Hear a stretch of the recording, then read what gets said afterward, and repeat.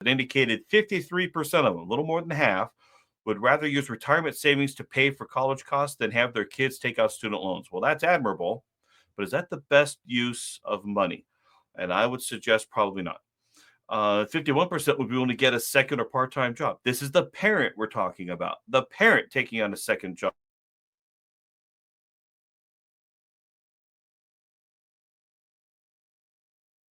I think we lost you. There we go. I think I'm back. You're back. 70. Okay.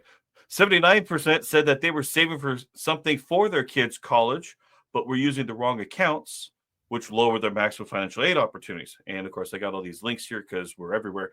But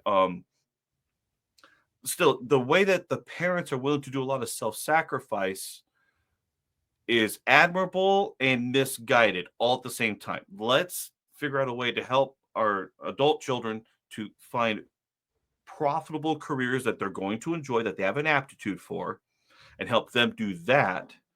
And then, and for me, I prefer to help people to shelter as much assets off the radar screen of the FAFSA and maximize financial aid opportunities.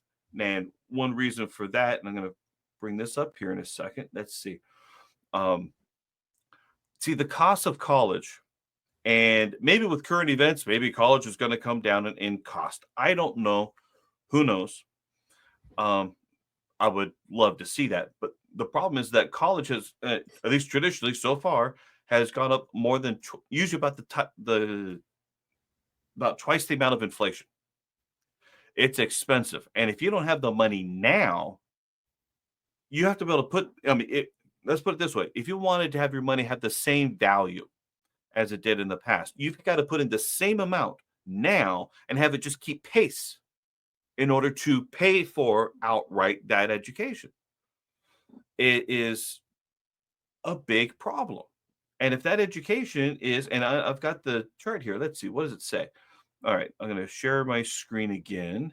Well, this goes back to the whole thing that I was kind of talking about too, where there's even some fields that you can get into that will pay you to get into them and have on-the-job training too, right? So, exactly.